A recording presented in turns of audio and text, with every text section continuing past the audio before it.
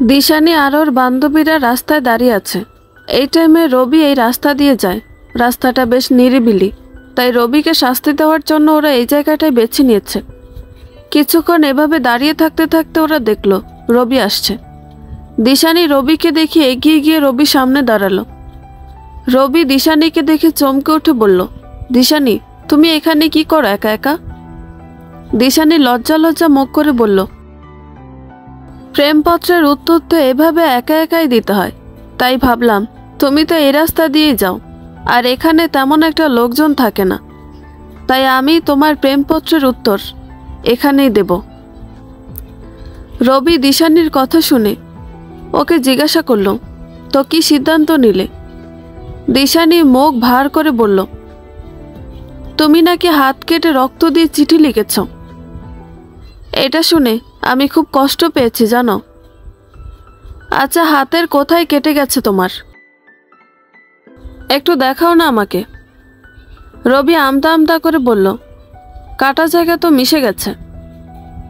দিশানি অবাক হয়ে জিজ্ঞেস করল, সে কি, এত তাড়াতাড়ি কাটা জায়গা মিশে গেল?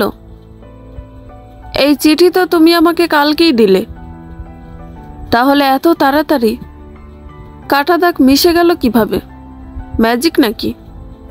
দিশানির কথা শুনে রবি চুপ করে আছে। দিশানি আবারও জিজ্ঞেস করল, কি হলো, চুপ করে আছো কেন? রবি তুতলাতে তুতলাতে উত্তর দিল, আসলে আমি এটা কয়েকদিন আগেই লিখে রেখেছিলাম, কিন্তু দেওয়ার সুযোগ পাইনি, তাই হাতের কাটা দাগ মিশে গেছে। দিশানি হাসি হাসি মুখ করে জিজ্ঞেস করল, ওহ তাই? তাই। দিশানি হঠাৎ করে রবির মাথায় একটা পচা ডিম ভাঙল। রবি চিল্লিয়ে উঠে বলল, এসব কি করছো? সবে তো একটা ডিম ভাঙলাম, এরপর আরও ডিম ভাঙব। দিশানি ওর বান্ধবীদের ডাক দিয়ে বলল, এই তোরা আয়। একে একে সবাই রবির মাথায় ডিম ভাঙল। তারপর দিশানি বলে উঠল, আমাকে বোকা ভাবিস তুই? চিঠিটা যে তোর রক্ত দিয়ে লেখা না, সেটা আমি ভালোভাবেই বুঝে গেছিলাম। ওই চিঠি থেকে ছাগলের রক্তের গন্ধ আসছিল, তখনই আমি টের পেয়ে গেছিলাম। আমি ওইসব ধরনের মেয়ে না যে কেউ হাত কেটে রক্ত দিয়ে আমাকে চিঠি লিখলেই আমি তার প্রতি পুরো ফিদা হয়ে যাব। এসব আলতু ফালতু কাজ আমার সাথে করতে আসবি না। আর শোন, এখন বাড়িতে গিয়ে মাথায় লবণ, মরিচ, তেল এসব দিয়ে আগুনের সামনে গিয়ে দাঁড়াবি, বুঝেছিস?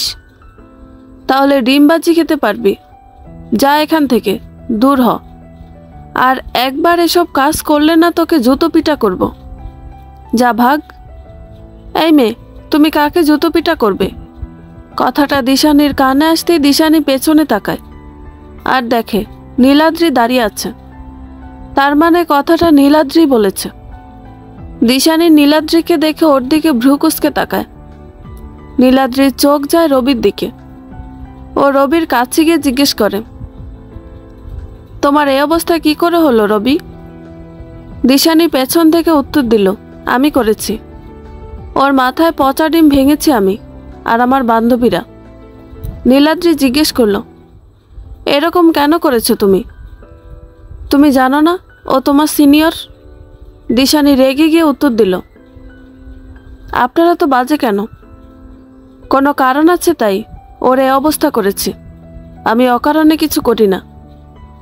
নীলাদ্রি দিশানিকে আর কিছু না বলে রবিকে বাড়িতে দিয়ে আসতে গেল।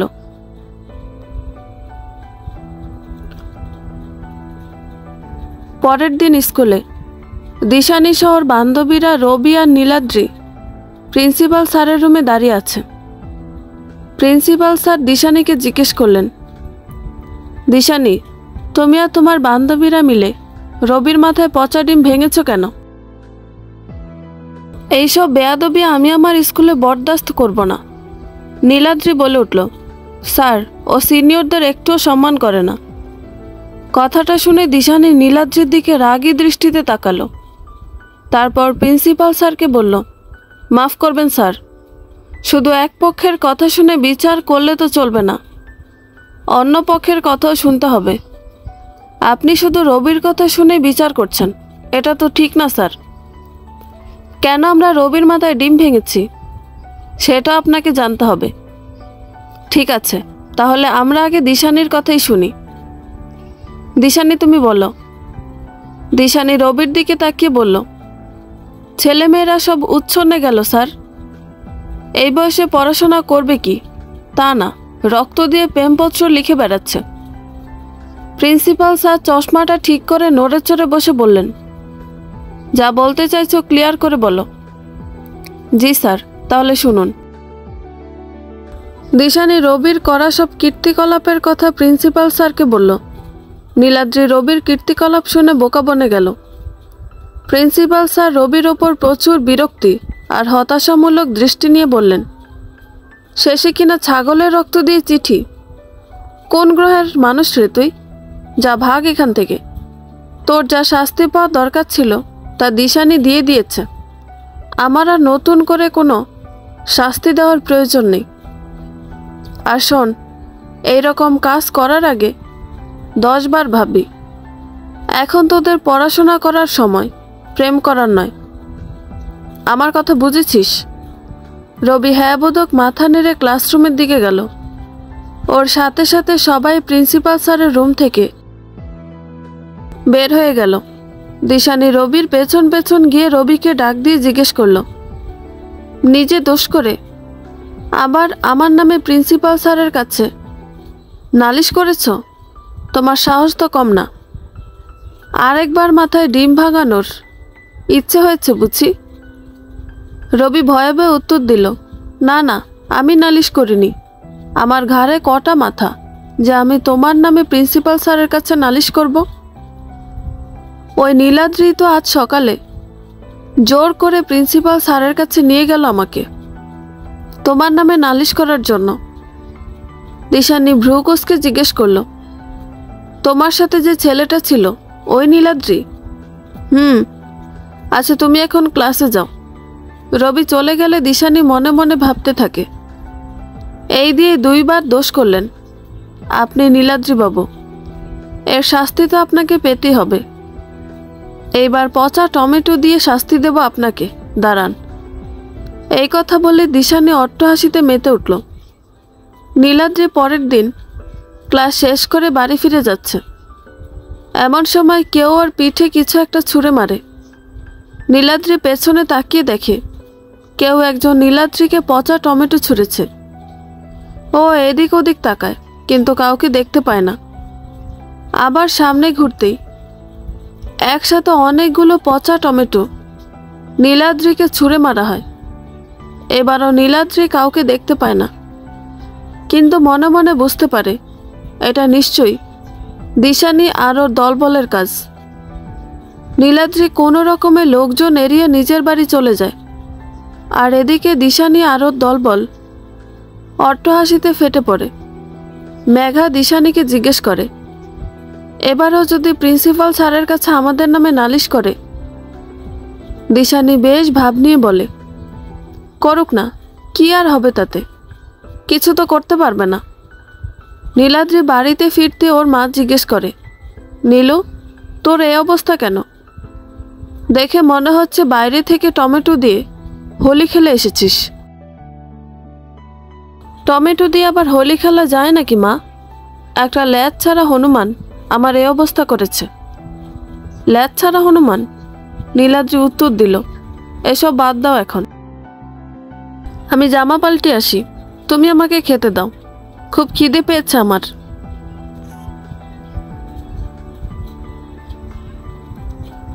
আজকে আবার দিশানি আর নীলাদ্রি প্রিন্সিপাল স্যারের রুমে দাঁড়িয়ে আছে। প্রিন্সিপাল স্যার বলল, তুমি বলো নীলাদ্রি, দিশানি আবার কি করেছে? স্যার, এই মেয়ে কালকে আমাকে পচা টমেটো ছুঁড়ে মেরেছে। নীলাদ্রি এই কথা বলতেই দিশানি ফিক করে হেসে উঠল। প্রিন্সিপাল স্যার দিশানিকে উদ্দেশ্য করে রাগী গলায় বলল, দিশানি, হাসি থামাও। দিশানি হাসি থামিয়ে বলল, সরি স্যার, কিন্তু না হেসে যে পারলাম না। মানে আমি ওনার গায়ে টমেটো ছুঁড়েছি, তার প্রমাণ কোথায়? উনি কি দেখেছেন আমি ওনার গায়ে টমেটো ছুঁড়েছি? প্রিন্সিপাল স্যার নীলাদ্রির দিকে তাকালে নীলাদ্রি উত্তর দিল, না স্যার, আমি দেখিনি, কিন্তু আমি শিওর এই কাজটা এই মেয়ে ছাড়া আর কেউ করতে পারে না। দিশানি প্রিন্সিপাল স্যারকে বলল, স্যার, এভাবে শিওর না হয়ে আমার নামে নালিশ করা কিন্তু অন্যায়। এবারের মতো মেনে নিলাম যে ওনার ভুল হয়েছে, কিন্তু বারবার এরকম করলে কিন্তু আমি সহ্য করব না। আপনি ওনাকে বলুন যেন আমাকে সরি বলে। নীলাদ্রি কিছু বলতে যাবে, তার আগেই প্রিন্সিপাল স্যার নীলাদ্রির ওপর রাগী দৃষ্টি নিক্ষেপ করে বলেন, দিশানি কিন্তু ঠিক বলেছে নীলাদ্রি, তুমি কোনো প্রমাণ ছাড়া কিভাবে দিশানির ওপর দোষ চাপালে যে তোমার গায়ে টমেটো ওই ছুঁড়েছে। এবারের মতো মাফ করে দিচ্ছি তোমাকে, যেহেতু এটা তোমার প্রথম ভুল। এরপর এরকম ভুল করলে তোমাকে কঠোর শাস্তি পেতে হবে, কথাটা মনে রেখো। নীলাদ্রি মাথা নিচু করে বলল, ইয়েস স্যার, মনে থাকবে। নীলাদ্রি, এখন তুমি দিশানিকে সরি বলবে, যাও ওকে গিয়ে সরি বলো। নীলাদ্রি মুখ গোমরা করে বলল, sir. Say sorry Niladri. Niladri কোনো উপায় না পেয়ে দিশানির কাছে গেল। দিশানি মিটিমিটি হাসছে। নীলাদ্রি দাঁতে দাঁত চেপে বলল, I am sorry Dishani, it's okay, মাফ করে দিলাম আপনাকে, যান।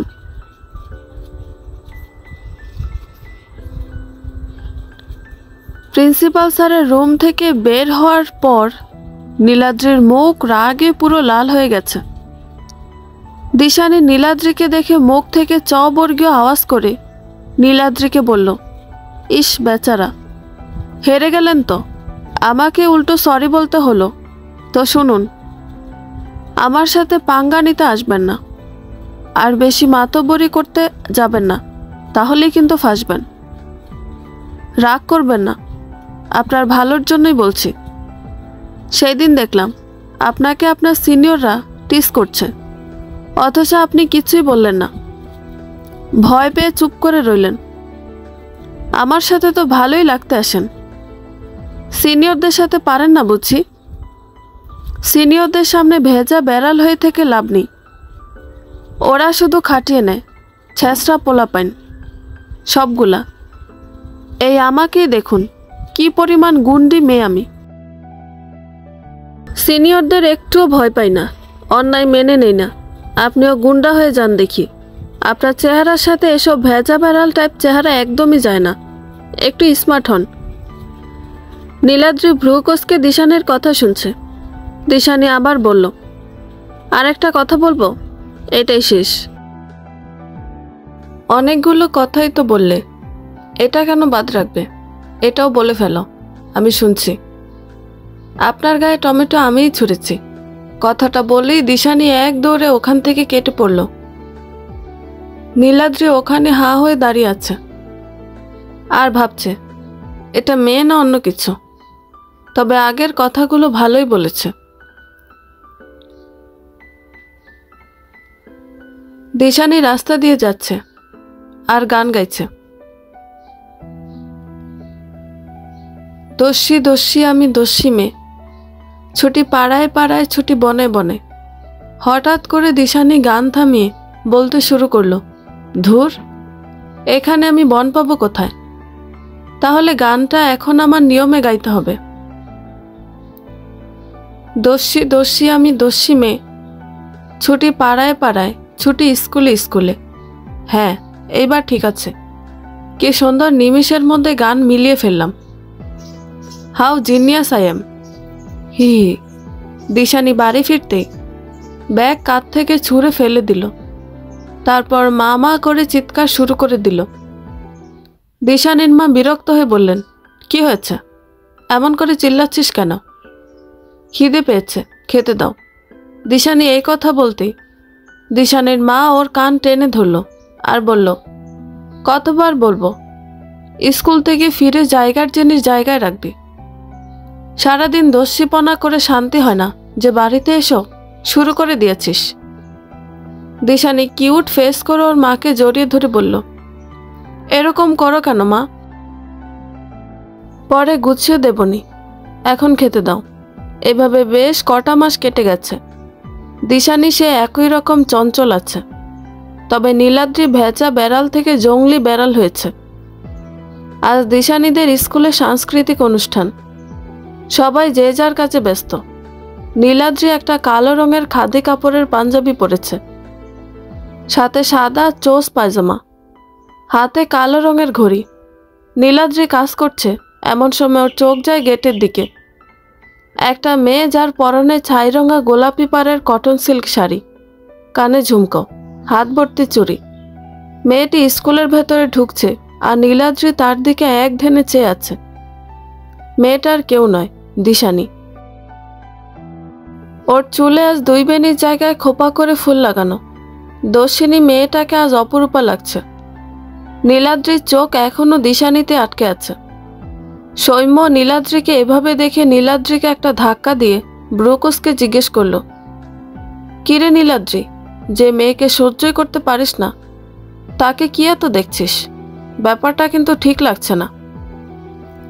নীলাদ্রি মাথা চুলকে উত্তর দিল, না তেমন কিছু না, ভাবছি এই দিশানি সেই দোষী দিশানি তো। অনুষ্ঠান চলাকালীন কিছুক্ষণ পর পর নীলাদ্রি দিশানির দিকে তাকাচ্ছে, না চাইতেও তাকাচ্ছে, চোখগুলো যেন বড় অবাধ্য হয়ে আছে। দিশানি শুধু একবার নীলাদ্রির দিকে তাকিয়েছে। এই সাংস্কৃতিক অনুষ্ঠানের পর থেকে নীলাদ্রির মনে দিশানির প্রতি আলাদা একটা অনুভূতি কাজ করে।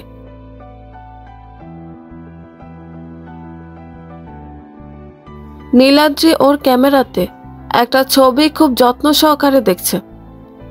এই ছবিটা সেই ছবি যেটা নীলাদ্রি ফুলের জায়গায় তুলে ফেলেছিল, মানে এটা দিশানির ছবি।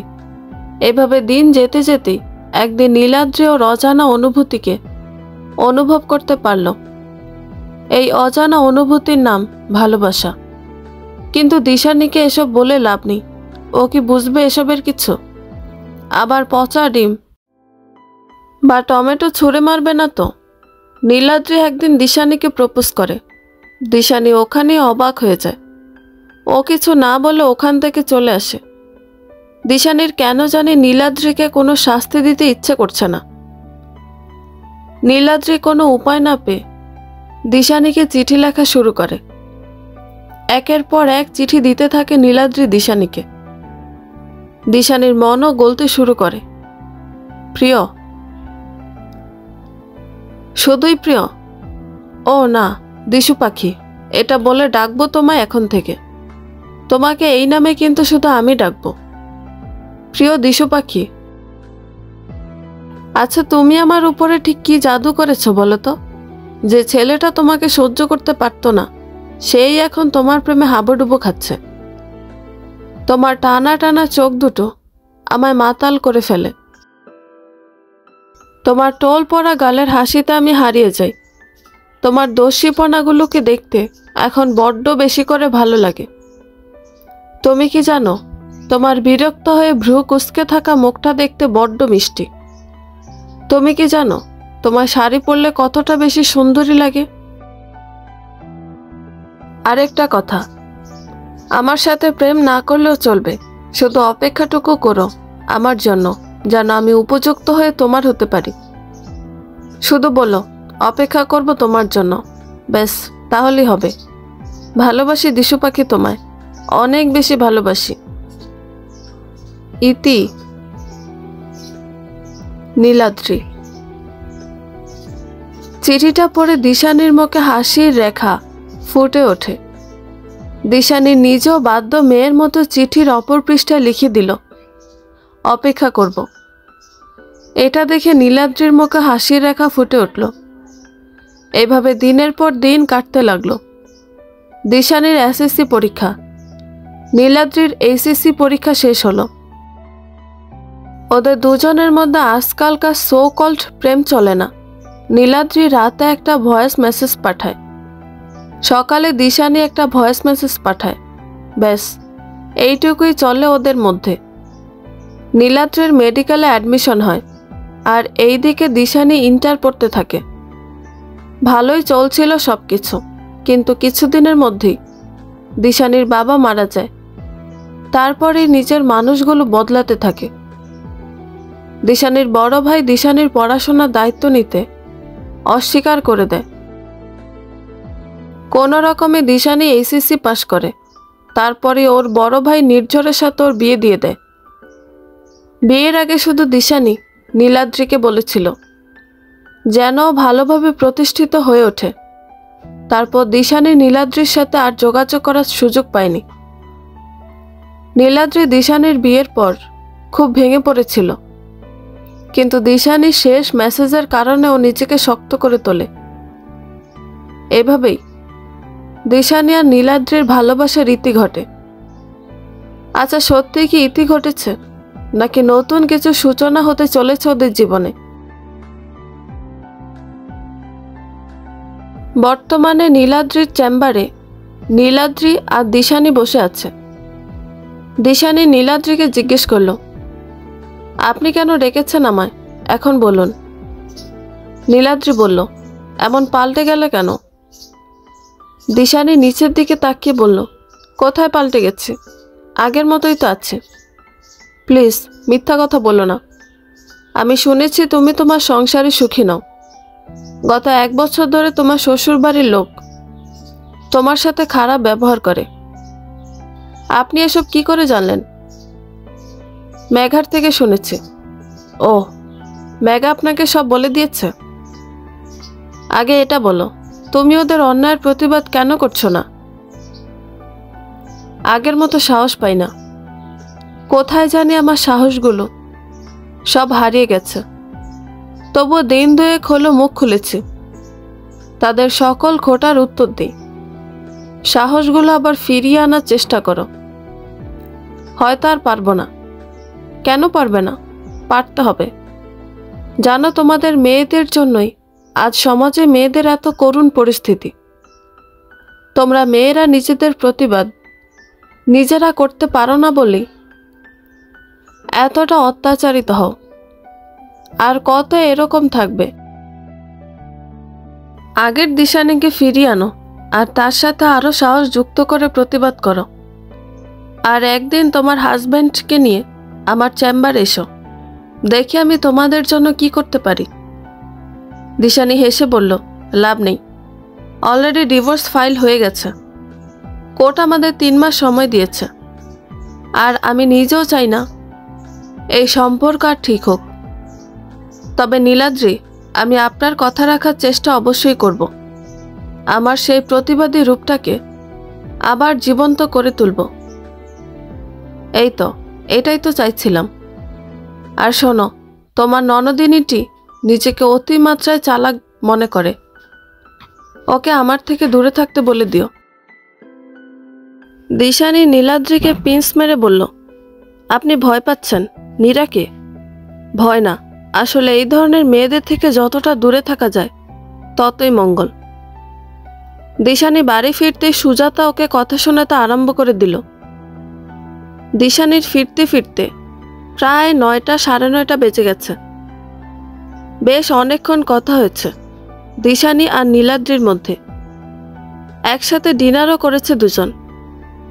দিশানি ঘরে ঢুকতে যাবে এমন সময় সুজাতা দিশানিকে জিজ্ঞাসা করল, এই যে মহারানী, কটা বাজে সে খেয়াল আছে? রাতের রান্নাটা কে করবে শুনি? নাকি আজকে পুরো রাতটা আমাদের সকলকে পেটে গামছা বেঁধে কাটাতে হবে? দিশানি শান্ত গলায় সুজাতাকে বলল, সে কি মা, আপনারা রাতের রান্না করেননি? সুজাতা মুখ বেঁকিয়ে বলল, ঢং দেখে পাচ্ছি না। বলি, রাতের রান্না আমরা করতে যাব কোন দুঃখে? রান্না তো প্রতিদিন তুমি করো। এখন আর কথা না বাড়িয়ে তাড়াতাড়ি রাতের রান্না শুরু করো। কিছুক্ষণের মধ্যেই সবাই খেতে বসে পড়বে। দিশানি মুচকি হেসে উত্তর দিল, আপনারা পটের বিবি হয়ে বাড়িতে বসে থাকবেন, আর আমি বাইরে থেকে ফিরে রান্না করব? সেটি তো হয় না মা। রান্না যখন বসানোই হয়নি, তখন আজকে আর কষ্ট করে রান্না বান্না কিছু করতে হবে না। তাছাড়া আমি বাইরে থেকে খেয়ে এসেছি, তাই আমার আর কোনো টেনশন নেই। এখন আপনারা আপনাদের জন্য কি করবেন সেটা আপনাদের ব্যক্তিগত ব্যাপার। সুজাতা ব্রুকুসকে বলল, বাপ রে, মুখের কি জোর দেখছি। শোনো বাপু, তোমার খাওয়া দাওয়া নিয়ে আমাদের কিছু আসে যায় না। সে তুমি বাইরে থেকে খেয়ে এসো, নয়তো ভেতর থেকে। আমার কথা হচ্ছে, তুমি আমাদের খাবার বানাও, তুমিই খাবার বানাবে। আমি আপনার বাড়ির চাকর নই, আর না আপনি আমার মনিব যে আপনার সব কথা আমাকে অক্ষরে অক্ষরে পালন করতে হবে। আমাদের খেয়ে আমাদের পরে এত বড় বড় কথা আসে কোথা থেকে? শুধু শুধু এতদিন খাইয়েছেন নাকি? কাজ করিয়ে নিয়ে তার বদলে খাইয়েছেন। ও হ্যাঁ, সাথে কুৎসিত ব্যবহার ফ্রি ছিল। আরে দেখুন, শুধু শুধু কথা বাড়ছে। কথা না বাড়িয়ে রান্নাঘরে যান, আমি ফ্রেশ হতে গেলাম।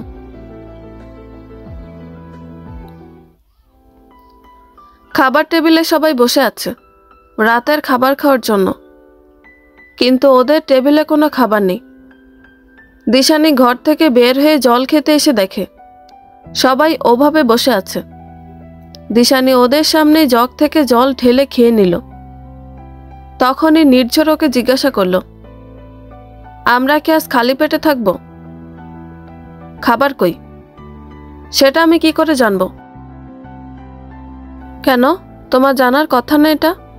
না, এটা তোমার মা আর বোনের জানার কথা। কারণ আমি বাইরে গেছিলাম, আমার দেরি হচ্ছে দেখে তো তাদের উচিত ছিল রান্নাটা বসানো, কিন্তু তারা দুজনের একজনে এই কাজটা করেনি। এখন না খেয়ে থাকো, কি আর করবে তাছাড়া।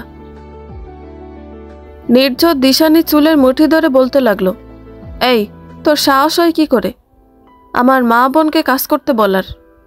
আর রান্না তো প্রতিদিন তুই করিস, তাহলে ওরা আজ কেন করতে যাবে? তুই বাইরে থেকে খেয়ে আসবি, সেজন্য কি আমাদের খালি পেটে থাকতে হবে? দিশানি নিজের সমস্ত শক্তি দিয়ে নির্ঝরকে ধাক্কা দিল। দিশানির চোখ রক্তবর্ণ ধারণ করেছে। ও নির্ঝরের কলার টেনে ধরে বলল, আমাকে দেখে কি কাজের লোক মনে হয় তোমাদের, যে আমি সব সময় তোমাদের ফরমাস খাটব? কাজের লোকদের সাথেও বোধ হয় কেউ এমন ব্যবহার করে না যেরকম ব্যবহার তোমরা আমার সাথে করো। অনেক সহ্য করেছি তোমাদের অত্যাচার, আর সহ্য করব না। এই 3 মাস আমার কাছে একটা গোল্ডেন চান্স, এটাকে আমি অবশ্যই কাজে লাগাবো। তোমাদের এই 3 মাসে শিক্ষা দিয়ে দেব। আর মিস্টার নির্ঝর, আপনার কথা তো আমি ছেড়ে দিলাম। আপনি তো সবসময় মা বোনের কথায় বসেন আর ওঠেন। নিজের বিবেক বিবেচনা বলতে তো আপনার কিচ্ছুটি নেই, তাই আপনার সাথে কথা বলাই বৃথা। এসব বলে দিশানি ওখান থেকে চলে গেল। আর বাকি সবাই দিশানির ব্যবহারে অবাক হয়ে গেল। দিশানি শ্বশুরমশাই বললেন, অবশেষে লেবু চিপতে চিপতে তেতো হয়েই গেল। কথাটা বলে তিনি ওখান থেকে উঠে গেলেন।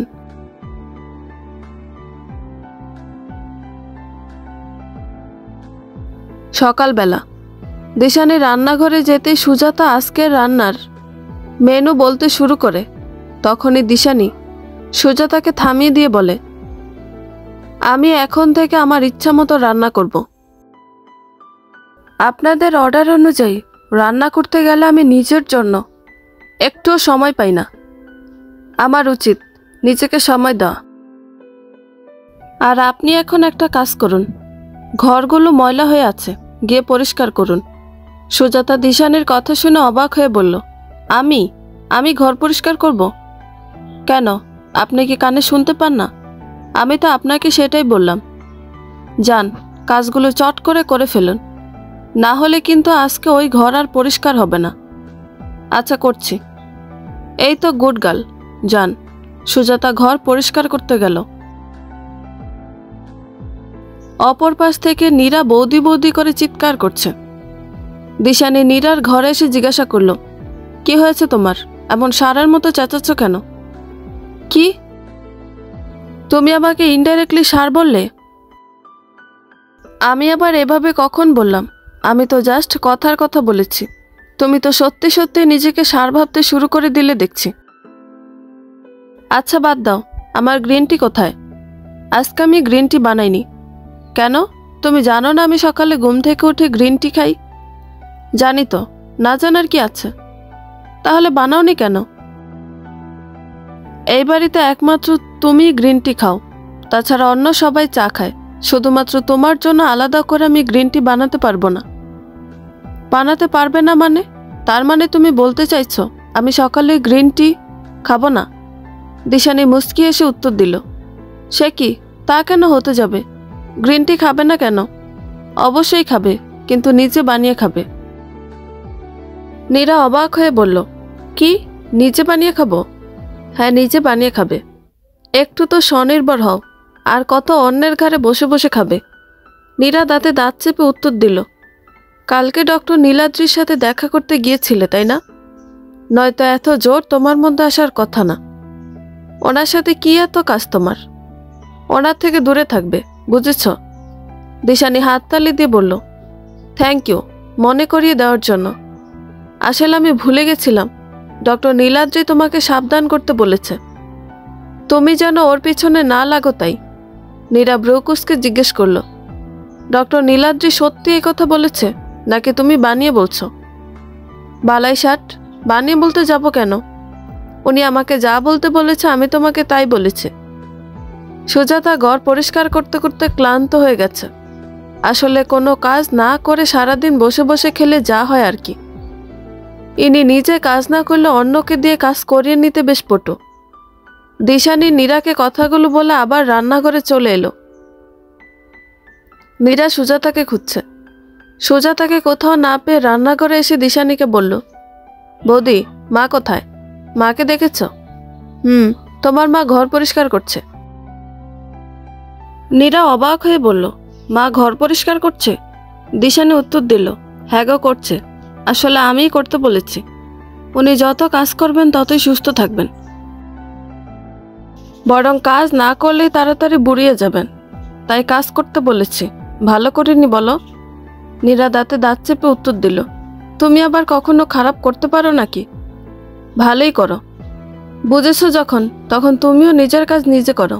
আমি জানি তুমি গ্রিন টি বানিয়ে দেওয়ার জন্যই মাকে খুঁজছো। যেহেতু উনি কাজ করছেন, তাই ওনাকে ডিস্টার্ব না করে নিজে বানিয়ে নাও।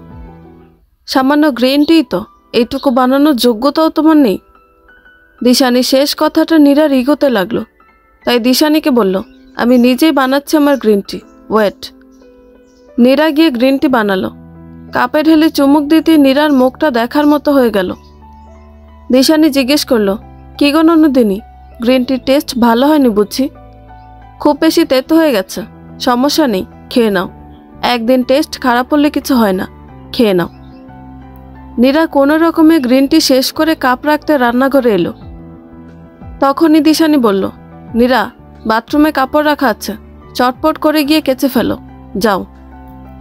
নীরা দিশানির দিকে চমকে তাকিয়ে বলল, আমি আমি কাপড় কাচবো? মানে সত্যি আমি কাপড় ধুবো? দিশানি যেন নীরার এই কথায় প্রচুর আনন্দ পেল।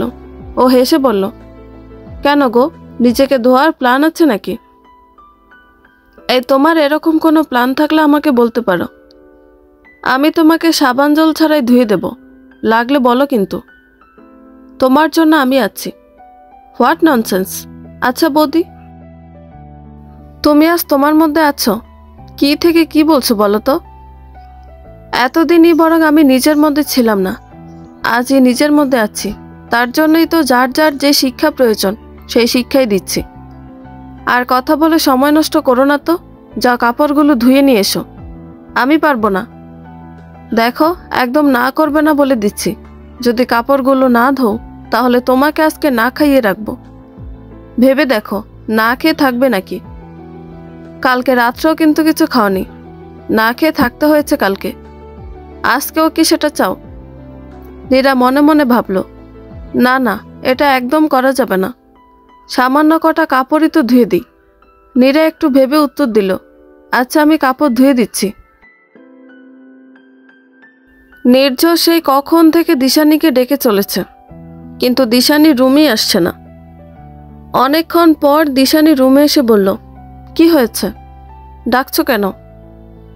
ডাকছি কেন বুঝতে পারছো না? আমার জামা কাপড় বের করে রাখোনি কেন? তুমি জানো না আমি বের হব? দিশানি মুস্কি হেসে বলল, এই 3 মাসে না হয় অভ্যাসটা পাল্টে ফেলো।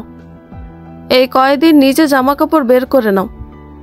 তোমার নতুন বউ আসলে তারপর থেকে সেই তোমার সব কাজ করে দেবে। আলমারিতে সব গুছিয়ে রাখা আছে, যেটা ইচ্ছা হয় বের করে পরে ফেলো। রেডি হয়ে ব্রেকফাস্ট টেবিলে এসো।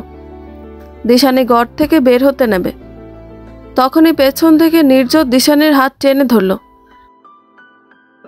তারপর শান্ত কণ্ঠে ডাকলো, দিশা। দিশানি এক প্রকার চমকে নির্ঝরের দিকে তাকালো, কারণ আজ অনেক দিন পর নির্ঝর দিশানিকে দিশা বলে ডাকলো। দিশানি জড়ানো কণ্ঠে বলল, কিছু বলবে? নির্ঝর হাত ধরে টেনে দিশানিকে কাছে নিয়ে আসলো, তারপর বলল, এরকম পাল্টে গেলে কেন দিশা? দিশানি নির্ঝরের চোখের দিকে তাকে উত্তর দিল, আমি তো পাল্টাতে চাইনি নির্ঝর, তোমরাই তো আমাকে বাধ্য করলে পাল্টে যেতে। একটু ভালোবাসা চেয়েছিলাম তোমার কাছে, কিন্তু তুমি তো সেটাও দিলে না।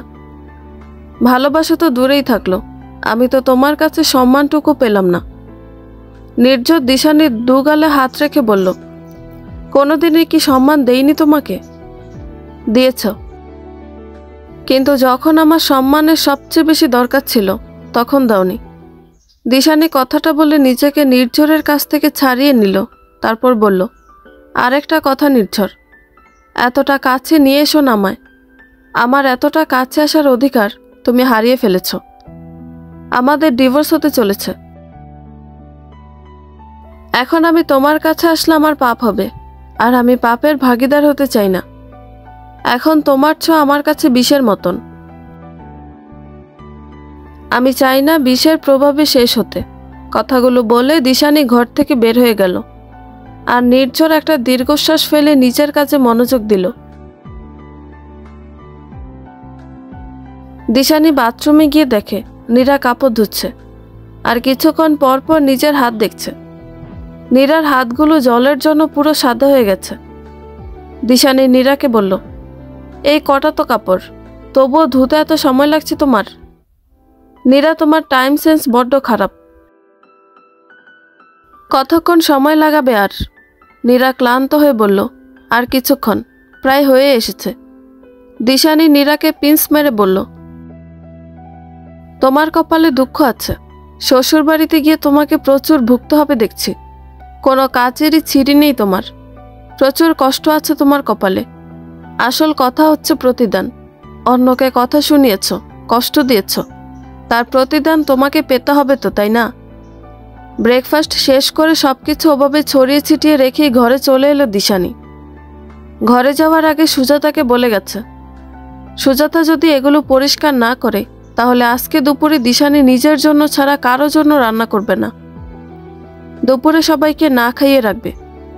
অগত্যা সুজাতাকে হার স্বীকার করতে হলো। দিশানি রুমে এসে ফোন হাতে নিতেই দেখে 3টা মিস কল। নীলাদ্রি কল করেছিল। দিশানি রান্নাঘরের ওদিকে থাকায় বুঝতে পারেনি। দিশানি কল ব্যাক করতে নীলাদ্রি ফোন ধরল। নীলাদ্রি ফোন ধরতেই দিশানি বলল, ফোন দিয়েছিলেন যে? তোমার কি অবস্থা সেটা জানার জন্য ফোন দিয়েছিলাম। ওদের শিক্ষা দেওয়া শুরু করলে নাকি এখনো ভেজা বেড়াল হয়ে বসে আছো? দিশানি হেসে ফেলল, তারপর উত্তর দিল, ওহো, ভেজা বেড়ালের চ্যাপ্টার ক্লোজড। কালকে রাতে না খাইয়ে রেখেছিলাম ওদের, আর আজকে সকালে আমার শাশুড়ি মাকে ঘর পরিষ্কার করতে দিয়েছিলাম, আর নীরাকে দিয়ে জামা কাপড় ধুয়ে নিয়েছি। বাবা, প্রথম দিনই মাত করে দিলে দেখছি। মাত কই দিলাম, এটা তো সবে শুরু। আমার সাথে কম অন্যায় তো ওনারা করেনি। সব কিছুর পাই টু পাই হিসেব নেব আমি। এত সহজে ছাড়ব নাকি? নীলাদ্রি দিশানিকে সাববাসী দিয়ে বলল, এই না হলে দিশু পাখির মতো কথা। মাই জংলি বিল্লি ইজ ব্যাক। দিশানি শান্ত গলায় বলল, আপনার জংলি বিল্লি? সরি, মুখ ফসকে বেরিয়ে গেছে। রাখছি। সকালে খেয়েছেন? না, এখনো না, তবে খাবো। সকালের খাবার দুপুরে খাওয়ার প্ল্যান আছে নাকি? আরে না, তা কেন হবে, কিছুক্ষণ পরে খাবো। আপনারা ডাক্তাররা যদি অনিয়ম করেন তাহলে রোগীরা আপনাদের থেকে কি শিখবে বলুন তো? আচ্ছা বাবা, সরি, ভুল হয়ে গেছে আমার, এক্ষুনি খাচ্ছি। খান, বাই বাই। দিশানি দুপুরবেলা আজ নিম পাতা ভেজেছে। এর আগের দিন কথাগুলো মজা করে বলল, আজকে সত্যি সত্যি নিম পাতা ভেজেছে দিশানি। তবে আজকে শুধু নীরার জন্য নয়, সবার জন্য। খাবার টেবিলে দিশানি ভাত বেড়ে সাথে নিম পাতা ভাজা দিয়ে সবাইকে সার্ভ করলো। সবাই জিজ্ঞেস করলো, কি এটা? দিশানি হাসি মুখে সুন্দর করে উত্তর দিল, তেমন কিছু না, নিম পাতা ভাজা। সবাই চমকে উঠে জোরে বলে উঠল, কি, নিম পাতা ভাজা? দিশানি ভ্রু কুঁচকে বলল, আপনাদের সবার রিয়াকশন দেখে মনে হচ্ছে আমি আপনাদের নিম পাতা ভাজি না, বিষ খাওয়াচ্ছি। আরে বাবা, এত চমকানোর কি আছে? নিম পাতা ভাজাও তো একটা খাবার নাকি? নীরা কাঁদো কাঁদো মুখ করে বলল, এর থেকে বোধহয় বিষও ভালো ছিল। দিশানি বলল, এটা পাওয়া কঠিন ব্যাপার না, কিন্তু এনে দেব বিষ, খাবে? নির্ঝর রেগে গিয়ে বলল, কি শুরু করেছো তোমরা? চুপ করো। আর এসব কি রান্না করেছো দিশানি? এসব কি খাওয়া যায় নাকি? কেন তোমরা এমন ভাব করছো যেন নিম পাতা মানুষ কোনোদিনও খায়নি? সুজাতা দিশানিকে বলল, বোমা, তোমাকে তো মাছের ঝোল রান্না করতে দেখলাম, তাহলে এসব কি? দিশানি বলল, আগে নিম পাতা ভাজা দিয়ে ভাত খাবেন, তারপরে মাছের ঝোল দেব, তার আগে কিছু দেওয়া হবে না। যে নিম পাতা দিয়ে ভাত খাবে না সে মাছের ঝোল পাবে না, সিম্পল। সবাই বহু কষ্টে জল দিয়ে গিলে গিলে নিম পাতা ভাজা দিয়ে ভাত খেলো। সবার মুখগুলো দেখার মতো ছিল। এভাবে প্রতিবাদী দিশানি সবাইকে শিক্ষা দিতে থাকলো। দেখতে দেখতে 1 মাস হয়ে গেল। নীরা, সুজাতা, নির্ঝরকে অতিষ্ঠ করে ছেড়ে দিয়েছে দিশানি।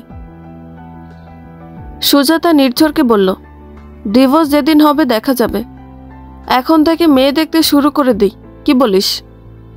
যা ভালো বোঝো করো। নীরা বলল, বৌদির ব্যবহারগুলো জাস্ট আর মেনে নেওয়া যাচ্ছে না। বৌদি এখন কাটার মতো আমাদের গলায় বিঁধে আছে, যাকে না আমরা গিলতে পারছি আর না উগলিয়ে দিতে পারছি। নির্ঝর বলল, ওকে আমরা ভয় পেতে শুরু করেছি, ও এটাই ভাবছে এখন। ওকে আগের মতো টাইট দিতে হবে আবার। ঠিক বলেছিস, সুজাতা বলল, পাশের বাড়ির দিদি আমাকে একটা মেয়ের কথা বলেছে, ওদের দুঃসম্পর্কের আত্মীয় হয়, বাড়ি বেশি দূরে না, আর মেয়ের বাড়ির পরিবারও বেশ বড় লোক। কালকে শুনছিলাম বৌমা নাকি ওর বান্ধবীর বাড়ি যাবে, একবারে রাতে খেয়ে আসবে। এই সুযোগ, চল মেয়েটাকে যে একবার দেখে আসি। নীরা বলল, ওনারা কি ডিভোর্সি ছেলের সাথে বিয়ে দিতে রাজি? শুনলাম তো রাজি। আর ছেলেদের কেউ দোষ ধরে নাকি? ছেলে তো ছেলেই হয়, সে ডিভোর্সি হোক আর না হোক, তাতে কি যায় আসে? তাহলে কালকে আমরা মেয়ে দেখে আসি, কি বলিস নির্ঝর? নির্ঝর উত্তর দিল, যা ভালো বোঝো তাই করো, আমার কোনো প্রবলেম নেই। দিশানি সকাল সকাল বের হয়ে গেল মেঘার বাড়িতে। আজকে সারাটা দিন মেঘার বাড়িতে মেঘার সাথে কাটাবে দিশানি। রাতে নয়তো দুপুরে অবশ্য নীলাদ্রির আসার কথা আছে। দিশানি মেঘার বাড়িতে পৌঁছতেই মেঘা এসে দিশানিকে জড়িয়ে ধরল। অনেকদিন পরে দুজনের দেখা। দুজন ভেতরে ঢুকে একের পর এক গল্প জুড়ে দিল। দুই বান্ধবী অনেকদিন পর একসাথে হলে যা হয় আর কি। দুপুরবেলা সৌম্য আর নীলাদ্রি মেঘাদের বাড়িতে এসে পৌঁছল। সৌম্য এসে দিশানি আর মেঘাকে গল্প করতে দেখে বলল, দুই বান্ধবীর গল্প মনে হয় আজকে আর শেষ হবে না। দুপুরের খাওয়া দাওয়া শেষ করে নীলাদ্রি সবাইকে ড্রয়িং রুমে ডাকলো, কারণ নীলাদ্রি সবাইকে দিশানির ব্যাপারে কিছু বলবে। সবাই ড্রয়িং রুমে এলে নীলাদ্রি দিশানিকে বলে, ডিভোর্সের পর কি করবে, কিছু ভেবেছ? দিশানি মাথা নিচু করে উত্তর দিল, না, যা ভাগ্যে আছে তাই হবে।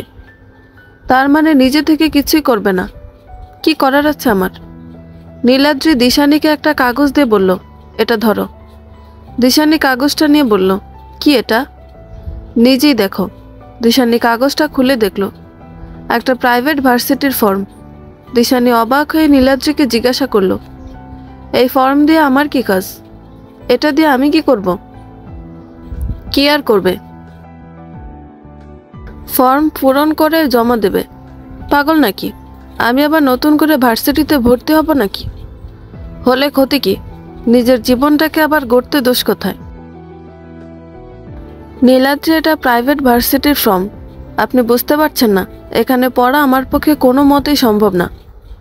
নীলাদ্রি দিশানির অবস্থা বুঝতে পেরে বলল, আমি সব ভেবেচিন্তে এই ফর্ম নিয়ে এসেছি। তুমি প্রাইভেট ভার্সিটির ফিনান্সিয়াল ম্যাটার নিয়ে টেনশন করছো তো? প্রয়োজন নেই। এটা দায়িত্ব যখন আমি নিয়েছি তখন এটা আমার ওপরই ছেড়ে দাও। না, এটা খারাপ দেখায়। আপনি আমার জন্য অনেক করেছেন, যেটুকু করেছেন সেটাই অনেক, আর প্রয়োজন নেই। আমাকে এতটা পর ভাবছো কেন? আমি তো তোমাকে বলেছিলাম আমাকে নিজের একটা ভালো বন্ধু মনে করতে, তাহলে এখন এত হেজিটেশন কিসের? আপনি আমার দিকটা বুঝছেন না নীলাদ্রি, এটা ভালো দেখায় না। আচ্ছা বেশ, ধার হিসেবে নাও, পরে ফিরিয়ে দিও। তবুও নিজের জীবনে ঘুরে দাঁড়াও, আবার নতুন করে জীবনটাকে শুরু করো। আমার এটুকু অনুরোধ রাখো প্লিজ। আমি তোমার কাছে হাত জোড় করছি, প্লিজ। নীলাদ্রি হাত জোড় করে কথাগুলো দিশানিকে বলল। দিশানি নীলাদ্রির চোখের দিকে তাকিয়ে বলল, এত কেন করছেন আমার জন্য? কী লাভ এতে? নীলাদ্রি মুচকি এসে বলল, সব কিছুর জন্য লাভ ক্ষতি চিন্তা করতে হবে, এর তো কোনো মানে নেই, তাই না? তবে এর উত্তর আমি একদিন দেব, কিন্তু আগে নিজেকে প্রতিষ্ঠা করো। এই অনুরোধটুকু রাখো। ঠিক আছে, আপনার এই অনুরোধ আমি রাখব। আমি আবার পড়াশোনা শুরু করব। আমার জন্য কঠিন হবে প্রথম দিকে, কিন্তু আমি ঠিক মানিয়ে নিতে পারবো। এই তো, এটাই চাইছিলাম। দিশানি মুচকি হাসল। সৈম্য দিশানিকে জিজ্ঞেস করলো, স্কুলে কলেজে তো কম দৌড় করাওনি মানুষকে, তাহলে বিয়ের পরে এমন হয়ে গেছিলে কেন? একটা সময় পর মানুষের সব প্রতিবাদ, সাহস সবকিছু নষ্ট হয়ে যায়, নিঃশেষ হয়ে যায়। তখন তার পাশে কেউ থাকে না, মানুষটা অসহায় হয়ে পড়ে। আমার অবস্থাও ঠিক তেমন হয়েছিল। মেঘা তখন বলল, কিন্তু সেই কঠিন সময়টাতে যদি মানুষটার পাশে এসে কেউ দাঁড়িয়ে সেই মানুষটাকে সাহস যোগায়, তাহলে মানুষটার মনে আবার প্রতিবাদ করার শক্তি জেগে ওঠে। দিশানি নীলাদ্রির দিকে তাকিয়ে বলল, ঠিক যেমন নীলাদ্রি আমার পাশে এসে দাঁড়িয়েছে, ঠিক তেমন। নীলাদ্রি ব্রো কুঁচকে বলল, আরে তোমরা এমনভাবে বলছো যেন আমি কি না কি করেছি। শুধু পাশে দাঁড়ালে হয় না, যে মানুষটার পাশে দাঁড়াচ্ছি সে যদি সচেতন না হয় তাহলে পাশে দাঁড়িয়ে কোনো লাভ হয় না। দিশানি সচেতন ছিল জন্যই আবার প্রতিবাদী হতে পেরেছে, এতে আমার কোনো ক্রেডিট নেই। দিশানি নীলাদ্রির প্রতি বিরক্তি দৃষ্টি নিয়ে বলল, আপনি এমন কেন বলুন তো নীলাদ্রি? কেউ যদি মানুষটাকে সচেতন না করে তাহলে মানুষটা সচেতন কি করে হবে শুনি? উত্তর দিন আমার এই প্রশ্নের। নীলাদ্রি একটা দীর্ঘশ্বাস ফেলে বলল, বিশ্বাস করো দিশানি, তোমার কথার সাথে আমি কোনোদিনই পারিনি, আজও পারবো না। কথার বাজিতে এবারেও তুমিই জিতলে। খুশি? দিশানি, নীলাদ্রি, সৈম্য, মেঘা সবাই হেসে ফেলল। নীলাদ্রি এক ধ্যানে দিশানির হাসি মুখটার দিকে তাকিয়ে আছে। মেয়েটাকে আজও হাসলে বড্ড মিষ্টি লাগে। কতদিন পর যে নীলাদ্রি হাসি খুশি দিশানিটাকে দেখছে তার কোনো হিসাব নেই। মেঘা নীলাদ্রির কাছে এসে বলল, একটা কথা বলি নীলাদ্রিদা, তুমি কথা বলার জন্য আবার কবে থেকে পারমিশন না শুরু করলে বলো তো মেঘা? আমি এখন একদমই মজা করার মুডে নেই নীলাদ্রিদা, আমি তোমাকে এখন একটা সিরিয়াস কথা বলতে এসেছি। আচ্ছা বলো। তুমি সেদিন বললে অন্য কাউকে তোমার আর বিয়ে করা কখনো সম্ভব না, তাই না? বলেছি। হঠাৎ এই কথা কেন বলো তো? আচ্ছা, দিশানিরও তো ডিভোর্স হয়ে যাচ্ছে, আর তুমিও অন্য কাউকে বিয়ে করতে পারবে না বলছিলে। মানে আমি কি বোঝাতে চাইছি তুমি নিশ্চয়ই বুঝতে পারছো। তুমি কি বলতে চাইছো সেটা আমি বুঝতে পারছি, কিন্তু মেঘা, আমার দিক থেকে দিশানির প্রতি এখনো যে অনুভূতিটা আছে, সেই অনুভূতিটা তো দিশানির দিক থেকে নাও থাকতে পারে, তাই না? আর যদি থাকে তাহলে, যদি কোনোদিন দিশানি নিজে বলে দিশানির মন চায়, তাহলে আমাদের এই সম্পর্কটা অবশ্যই এগোবে। আমি নিজে থেকে ওকে জোর করতে চাই না, আর তোমরা ওকে জোর করো আমি সেটাও চাই না। আশা করি তুমি তোমার উত্তর পেয়ে গেছো মেঘা। ও যদি কোনোদিন নিজে থেকে না বলে তাহলে? মেঘা, নেগেটিভিটি খুব খারাপ জিনিস। কোনো সময় নেগেটিভ ভাবতে নেই, অল টাইম পজিটিভ ভাবতে হয়। তাহলে বলছো দিশানি নিজে থেকে বলবে? বলতেই পারে। আমরা কখনো কি ভেবেছিলাম আমাদের আবার দেখা হবে। কিন্তু দেখো, আমাদের আবার দেখা হলো। সবসময় নিজের ভালোবাসার উপর বিশ্বাস রাখা উচিত, তবে সেটা যেন শুদ্ধতম ভালোবাসা হয় সেটাও দেখতে হবে। অপেক্ষা করে যেতে তো দোষ নেই। আমি সবসময় প্রার্থনা করব তোমাদের ভালোবাসা যেন জিতে যায়। আচ্ছা মেঘা, তোমার ইমোশনাল কথা বলতে খুব ভালো লাগে তাই না? কি সুন্দর হাসাহাসি হচ্ছিল, তার মধ্যেও তোমার এসব ইমোশনাল কথা বলতে হবে? যাও, সৌম্যর কাছে যাও। মেঘা চলে গেলে নীলাদ্রি একটা দীর্ঘশ্বাস ফেলল। সত্যি কি দিশানি কোনোদিন নিজে থেকে এসে ভালোবাসার কথা বলবে?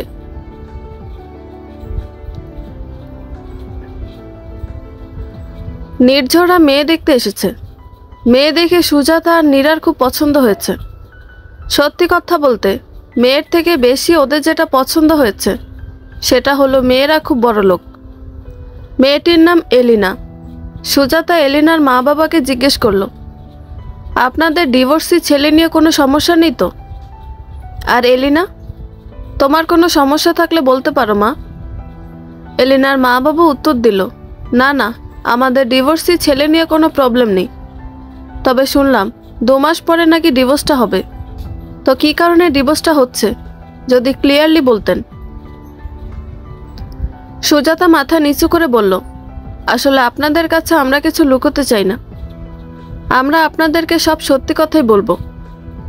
আসলে আমার বর্তমান বৌমা মানে দিশানি কোনোদিন মা হতে পারবে না।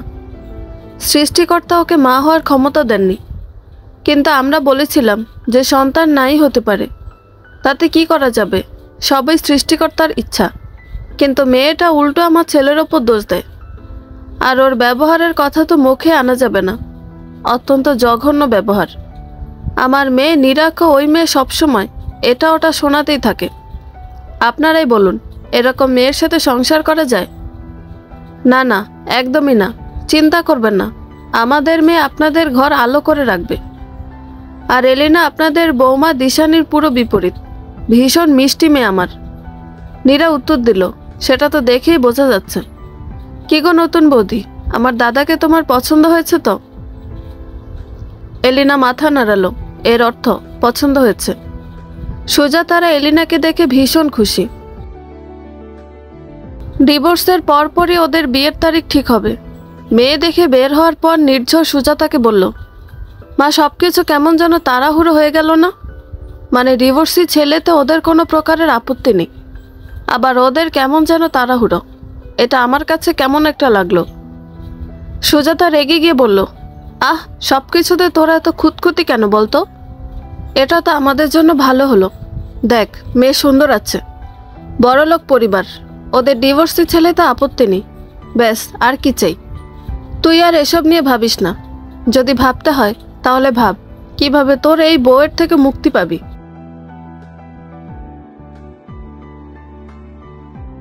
দিশানি মেঘাদের বাড়ি থেকে বের হলে নীলাদ্রি বলে, এই সময় তোমাকে আর ট্যাক্সি করে ফিরতে হবে না, আমার গাড়িতে ওঠো, আমি তোমাকে পৌঁছে দিচ্ছি। দিশানি হেসে বলল, না থাক, আপনাকে আর কষ্ট করতে হবে না, আমি ট্যাক্সি করেই চলে যাব। মেঘা রাগ দেখিয়ে বলল, দিশানি, তোর এত কথা কেন বলতো? এমনি তো এখনকার দিনকাল ভালো না, এর মধ্যে তুই ট্যাক্সি নিয়ে যাবি? যা, নীলাদ্রিদা তোকে পৌঁছে দেব। দিশানি উত্তর দিল, আচ্ছা ঠিক আছে। দিশানি নীলাদ্রির গাড়িতে উঠে গেল।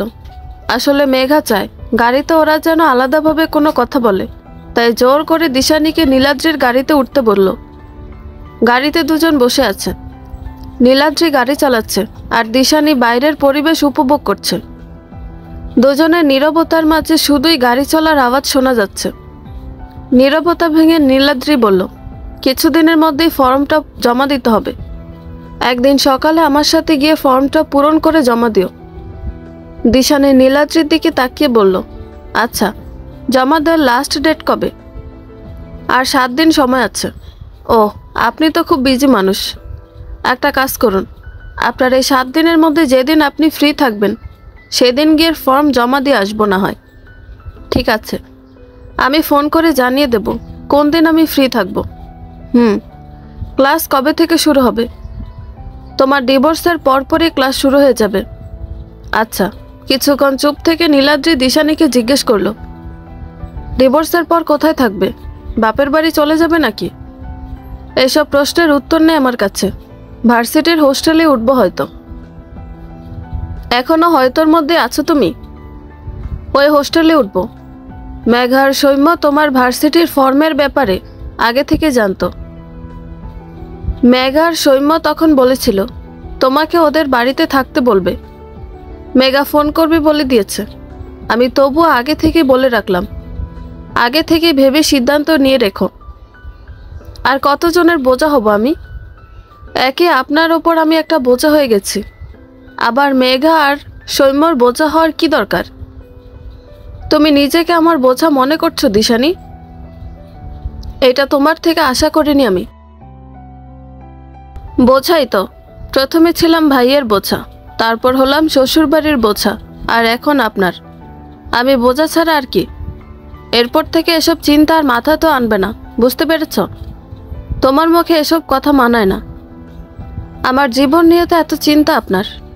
নিজের জীবন নিয়ে কি ভাবলেন শুনি? আমার জীবন নিয়ে আর কি ভাববো? ওই চলছে ভালোভাবেই। সে কি, বিয়ে টিয়ে করবেন না? দিশানির কথা শুনে নীলাদ্রি ভ্রুকুসকে দিশানির দিকে তাকালো।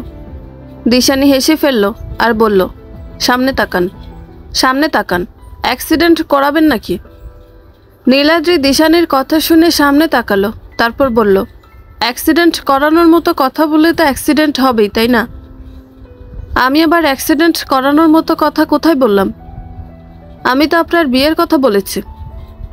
এটা অ্যাক্সিডেন্ট করানোর মতোই কথা। কেন, বিয়ে করার ইচ্ছা নেই নাকি? না, বিয়ে আমি করব না। দিশানি মজা করে বলল, এ বাবা, তাহলে আমার ননদটির কি হবে? বেচারি তো আপনাকে পছন্দ করে। বিশ্বাস করে দিশানি, তখন অ্যাক্সিডেন্ট না হলেও এখন কিন্তু অ্যাক্সিডেন্ট হওয়ার সম্ভাবনা খুব বেশি। সে কি, কেন? তোমার ননদকে বিয়ে, মানে তোমার ননদকে বিয়ে করার থেকে সারা জীবন সন্ন্যাসী থাকা ভালো। তোমার ননদিনীটিকে যে বিয়ে করবে তার কপালে দুঃখ আছে। ওই পরিবারের সংসারটাই শেষ হয়ে যাবে। ইস, আপনি যদি এসব বলেন তাহলে তো বেচারি সিঙ্গেল মরবে। সিঙ্গেল মরাও কিন্তু একটা আর্ট। তোমার ননদিনী যদি সিঙ্গেল মরে তাহলে ওটা ওর জীবনের সবচেয়ে ভালো কাজ হবে। দিশানি নীলাদ্রির কথা শুনে নীলাদ্রির দিকে ভ্রুকুসকে তাকালো, তারপর বলল, মানেটা কি? আপনারও সিঙ্গেল মরার প্ল্যান আছে নাকি? বিয়ে টিয়ে করবেন না? অন্য কাউকে বিয়ে করে তার লাইফটা আমি নষ্ট করতে পারবো না, কারণ অন্য কাউকে বিয়ে করলে তাকে আমি কোনোদিনই মন থেকে ভালোবাসতে পারবো না। মানে? নীলাদ্রি গাড়ি থামিয়ে বলল, তুমি যেখানে নামে বলেছিলে সেই জায়গাটা এসে গেছে। দিশানি বাইরে তাকিয়ে দেখলো ওর বাড়ির কাছে পৌঁছে গেছে। দিশানি গাড়ি থেকে নামলো, তারপর নীলাদ্রিকে আসছি বলে বাড়ির দিকে হাঁটা দিল। দিশানিকে নীলাদ্রির গাড়ি থেকে নামতে একজন দেখলো। সেই একজনটি হলো নির্ঝর। নির্ঝরের ঘরের ব্যালকনি থেকে ওই রাস্তাটা পরিষ্কার দেখা যায়। ল্যাম্পপোস্টের আলোয় নির্ঝর স্পষ্ট বুঝল মেয়েটা দিশানি। নির্ঝর দেরি না করে দ্রুত নিচতলায় নামলো। দিশানি বাড়িতে ঢুকে ড্রয়িং রুমে আসতেই নির্ঝর দিশানিকে জিজ্ঞেস করলো, কোথায় গেছিলে তুমি? দিশানি ভারী কণ্ঠে উত্তর দিল, মেঘাদের বাড়িতে গিয়েছিলাম। বলে গেছিলাম তো, তুমি শুনতে পাওনি? নির্ঝর রেগে গিয়ে বলল, মেঘাদের বাড়িতে যখন গেছিলে তাহলে তোমাকে একটা অন্য ছেলে এসে বাড়িতে দিয়ে গেল কেন? একটা পরপুরুষের গাড়ি থেকে নামলে কেন তুমি? কে হয় ওই ছেলেটা? বান্ধবীর বাড়িতে যাওয়ার নাম করে নষ্টা মেয়ের মতো নষ্টামি করে বেড়াও তুমি। নির্ঝরের এসব কথা শুনে দিশানি রেগে গিয়ে ঠাস ঠাস করে একটার পর একটা করে 4টা থাপ্পড় বসালো নির্ঝরের 2 গালে। তারপর নির্ঝরকে উদ্দেশ্য করে বলতে শুরু করলো, এই শয়তান ছেলে, কাকে তুমি নষ্টা মেয়ে বলছো? আমাকে? তাহলে তুমি কি? ডিভোর্স না হতেই যে ছেলে দ্বিতীয় বিয়ের জন্য মেয়ে দেখতে যায় তাকে কি বলা চলে? নষ্টা ছেলে? আরে গাধা, আমি নষ্টা মেয়ে না, তুমি নষ্টা ছেলে। তুমি শুধু নষ্টা ছেলে না, তুমি একটা কাপুরুষ। নির্ঝর এসব কথা শুনে রেগে গিয়ে বলল, তোমার সাহস তো কম না, তুমি আমাকে কাপুরুষ বলছো? নির্ঝর এই কথা বলে দিশানির গায়ে হাত উঠাতে নিতে দিশানি চিৎকার করে উঠে বলল, খবরদার, গায়ে হাত তোলার চেষ্টা করবে না বলে দিলাম। কোন সাহসে তুমি আমার গায়ে হাত তুলছ? কে তুমি? তোমার মতো কাপুরুষকে কাপুরুষ বলবো না তো কি সুপুরুষ বলবো? আরে, তোমার মতো ছেলেকে সুপুরুষ বললে সুপুরুষ শব্দটাকে অপমান করা হবে। আরে কেমন পুরুষ তুমি? মানলাম আমাদের ডিভোর্স হচ্ছে, কিন্তু আমি তো এখনো তোমার বিয়ে করা বউ, তাই না? তুমি জানো তোমার বউ বান্ধবীর বাড়ি থেকে রাত করে ফিরবে। যেখানে এখনকার দিনকাল এতটা খারাপ, সেখানে তুমি পারতে না আমাকে মেঘাদের বাড়ি থেকে নিয়ে আসতে? কিন্তু না, তুমি তো সেটা পারবে না। উল্টো কেউ তোমার বউকে বাড়ি পৌঁছে দিয়ে গেছে, সেখানে তুমি তোমার বউকে নষ্টামি বলছো। বাহ, কত সুন্দর স্বামী তুমি। আরে তোমার তো মেরুদণ্ডটাই নেই। তুমি তো তোমার মা বোনের খেলার পুতুল, তারা যা বলে তুমি তাই শোনো। তোমার তো ঠিক ভুল বিচার করার মতো বিবেকই নেই। আসলে তুমি তো একটা মেরুদণ্ডহীন লোক, যে শুধু বড় বড় লেকচারই দিতে পারে। আমাকে শাসন করতে এসেছে, কি সুপুরুষ! হা! দিশানি দম নিয়ে আবার বলল, এবারে সবাইকে বলে দিচ্ছি, কেউ আমাকে উল্টাপাল্টা কথা বলতে আসবে না বা গায়েও হাত তুলতে আসবে না। যদি আমার কথার কেউ কোনো নড়চড় করে, তাহলে আজকে নির্ঝরের এই থাপ্পড়টা সবাই মনে রাখবে। কোনো কথা শুনবো না, সরাসরি থাপ্পড় মেরে দেব।